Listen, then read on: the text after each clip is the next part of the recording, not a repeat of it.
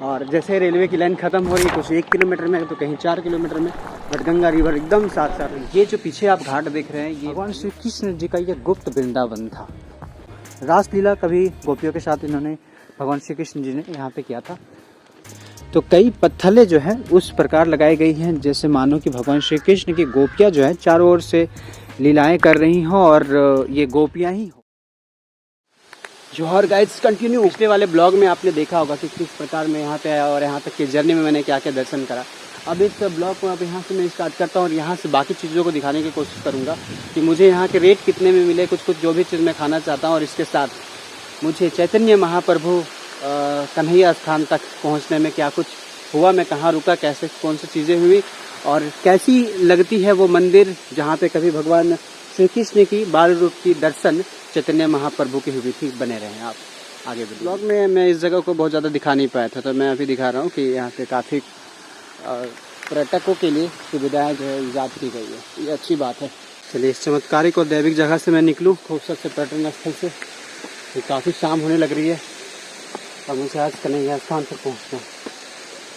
वैसे यहाँ पे टिकट का दर जो है 5 रुपये है जैसे कि टिकट घर में लिखा हुआ है। और मैं आपको बता दूँ कि बगल में ही आपको खाने पीने की जो है वो सारी सुविधाएं मिल जाती हैं, होटल्स वगैरह।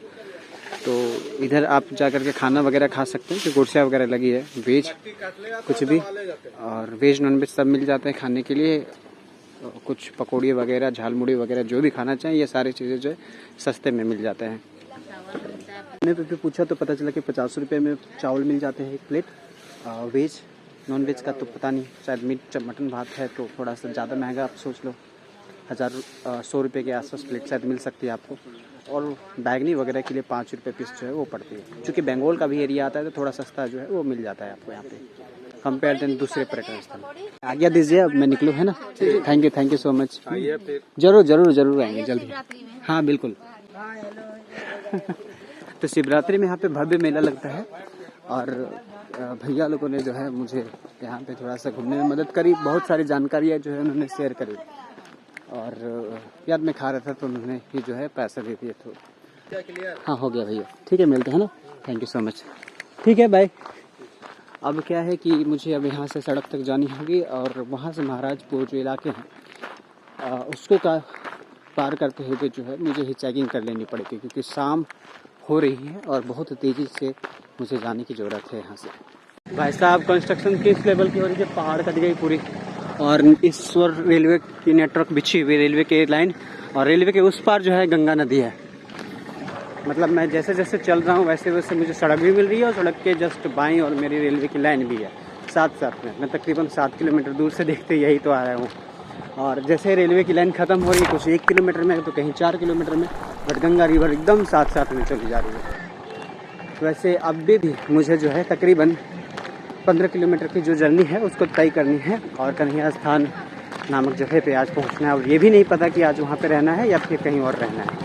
चलिए ये सस्पेंस रहने देते हैं। और इस वक्त हम महाराजपुर में हैं और हम आगे बढ़ते जाएँ। एक बोर्ड भी है जहाँ पे कन्हैया स्थान 15 किलोमीटर लिखा है, राजमहल 23 बढ़रवा 49। तो आगे चलते हुए हम अगले दिन राजमहल भी जाने वाले हैं बट आज कन्हैया स्थान पर। इस वक्त मैं महाराजपुर में हूँ और विगत 2 दिनों से जब से मैं साहिबगंज में हूँ तब से साहिबगंज के लोग मुझसे यही बात पूछ रहे हैं कि ये देखो अभी भी मैं बोकारो से आ रहा हूँ तो जहाँ से भी मैं गुजर रहा हूँ वहाँ के लोग मुझसे पूछे अयोध्या से आ गए क्या और आने जाने में कितना टाइम लग गया आपको। मतलब बहुत सारी चीज़ अयोध्या के रिगार्डिंग पूछ रहे हैं। ऐसा है कि अपने साहिबगंज से एक भाई जो है अयोध्या नगरी गए थे पैदल और कितने सौभाग्यशाली हैं कि उनको जाने का अवश्य मतलब ऐसा प्रदान हुआ, शक्ति प्रदान हुई।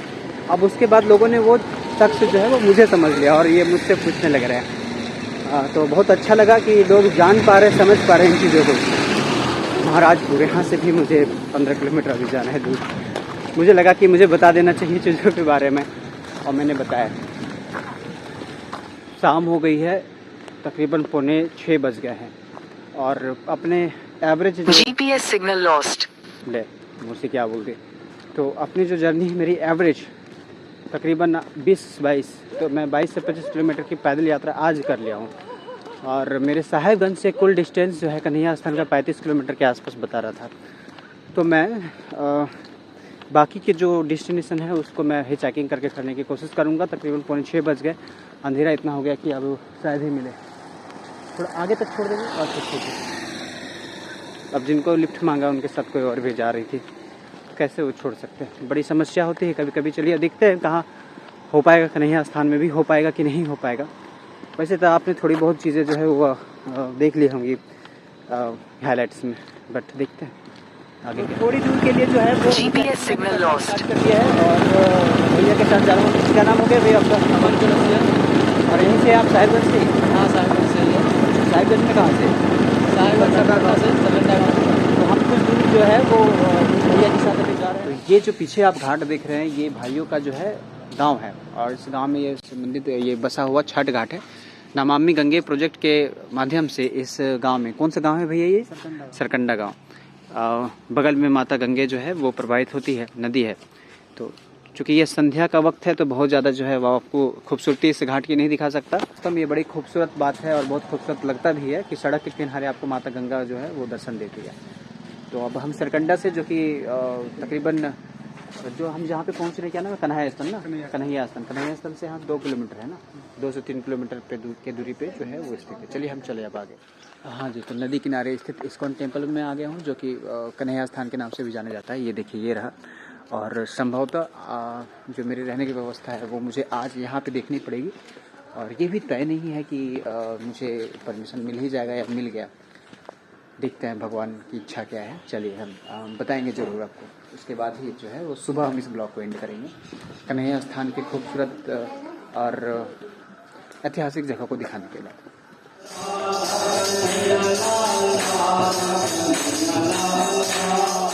जय श्री कृष्ण गाइज, और गुड मॉर्निंग, जोहार आप सबको। 279वें दिन, मतलब 278 दिन के शाम को मैं यहाँ तक आया था। इसकी कहानी आपको पता है, और रात को मैं यहाँ पे बात करा कि मैं यहाँ पे रात को रुकना चाहता हूँ, उसके फिर सुबह में चले जाऊँगा। तो सुबह के तकरीबन 8 बजे हैं, मैं इस वक्त वहाँ से ख़त्म हो गए। सुबह मैं 4 बजे उठ गया था, स्नान ध्यान किया, उसके बाद मंदिर आया, और मंदिर में 4:30 बजे जो मंगला आरती हुई वहाँ पे मौजूद रहा। उसके बाद फिर मैं यहाँ नीचे में जो गौशाला है, गौशाला में मैं गया, कुछ गायों के साथ खेला, कुछ इस प्रकार की उसकी वीडियो, और उसके बाद मैं थोड़ी देर में यहाँ से नीचे जाऊँगा और गुप्त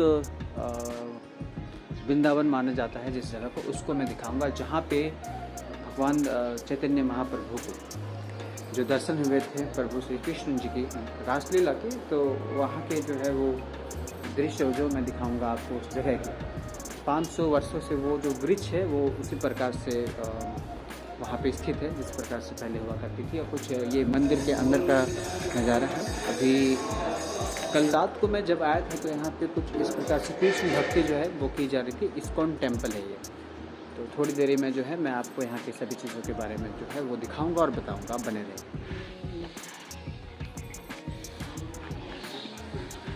तो ये रहा गौशाला जहाँ की वीडियो मैंने अभी आपको दिखाई। चलिए तो मैं थोड़ा सा इस इस्कॉन टेम्पल के बारे में बात करूँ, और इसके बारे में बात करूँ उससे पूर्व मैं कुछ इतिहास को यहाँ पे दोहराना चाहूँगा, इतिहास की बातों को दोहराना चाहूँगा। भगवान श्री कृष्ण जी का ये गुप्त वृंदावन था। इस जगह का नाम गुप्त किस लिए पड़ा ये भी मैं बताऊंगा, और वृंदावन मैं क्यों कह रहा हूँ ये भी मैं बताऊँ। रासलीला कभी गोपियों के साथ इन्होंने भगवान श्री कृष्ण जी ने यहाँ पे किया था। एक बार क्या हुआ कि किसी बात से रुष्ट हो जाती हैं राधा मैया। इस जगह पे रासलीला करते हुए ये मन की बात जो है वो भांप लेते हैं भगवान श्री कृष्ण।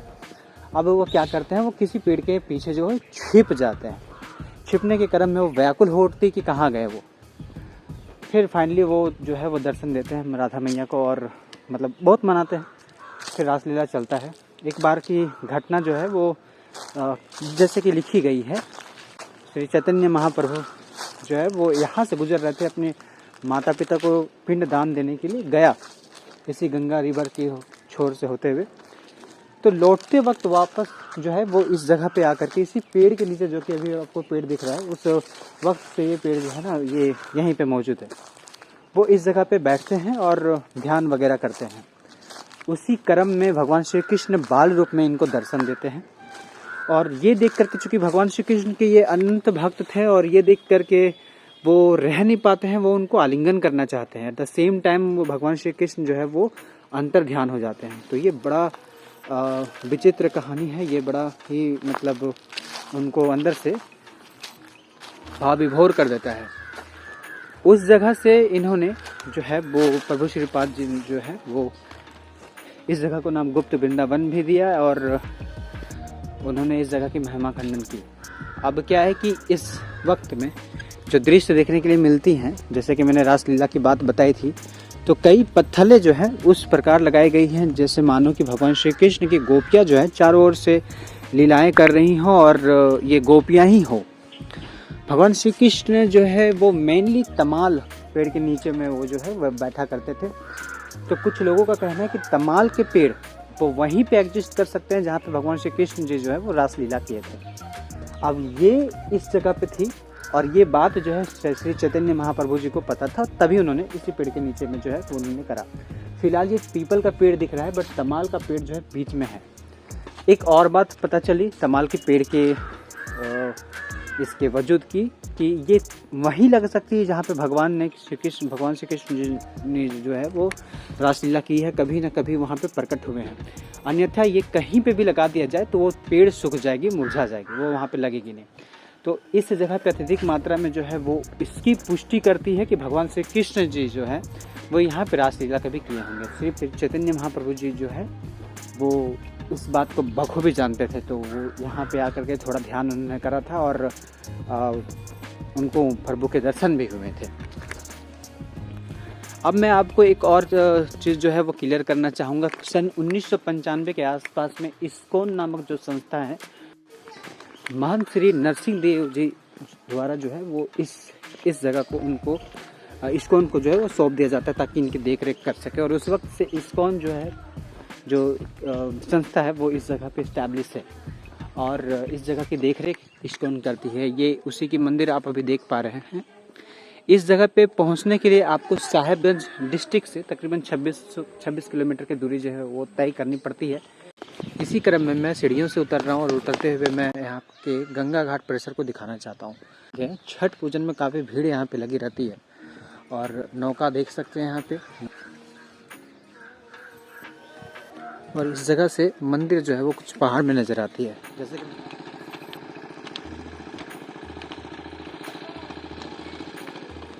हाँ जी। तो चले अब मैं बता दूं कि ये आज 280 दिन हो गए मेरे झारखंड पैदल यात्रा के। अब मैं प्रभु के आगे जाऊँ और यहाँ से निकलूँ। चलो भैया अब हम यहाँ से निकलें, उससे पूर्व हरे कृष्णा सबको। तो करीब 2 रात यहाँ पे रुकने के बाद आज सुबह में 280 दिन के सुबह को यहाँ से रवाना हो रहा हूँ। इस दैविक जगह से जो है वो जा रहा हूँ मैं। ये तकरीबन मैं 200 कितने दिन को आया था, 278वें दिन के शाम को आया था। 200 आते हैं हरे कृष्णा। तो 279वें दिन को जो है इधर था मैं, क्योंकि आगे राजमहल में कहीं कोई व्यवस्था नहीं हुई थी। वैसे राजमहल की जब बात आई तो मैं बता ही दूँ, राजमहल में कई सारे ऐसे ऐतिहासिक जगह हैं जहाँ पे एक्सप्लोर करने हैं। सुनता हूँ कि राजमहल जो है वो कुछ 3-4 राज्यों की सबसे पहले राजधानी हुआ करती थी और बहुत सारे वहाँ पे बहुत सारे, मैं बोलूँगा कि झारखंड के एक ऐसे डिस्ट्रिक्ट के बारे में जब हम बात कर रहे हैं तो बहुत सारी कहानियाँ जो है वहाँ पे सुनने को और देखने को सच जो चीज़ें वो मिलेगी। हरे कृष्ण प्रभु। चलिए तो इस इस्कॉन नगरी से निकलते हुए हम इस ब्लॉग को यहीं पे एंड करें। और एकमात्र ऐसा जिला जहाँ से गंगा नदी प्रवाहित होती है और मुगलों के किले जो हैं वो स्थापित है, तो उन जगहों तक जाने और देखने के लिए आपको अगले ब्लॉग तक बने रहना होगा। इसलिए अगर आपने चैनल को सब्सक्राइब नहीं किया तो सब्सक्राइब कर लीजिएगा और बने रहिएगा मेरे झारखंड पैदल यात्रा के साथ। आज्ञा दीजिए कि मैं अगले ब्लॉग में मिलूँ, तब तक के लिए खुद का ख्याल रखिएगा, खुश रहिएगा and don't forget keep loving जोहार झारखंड।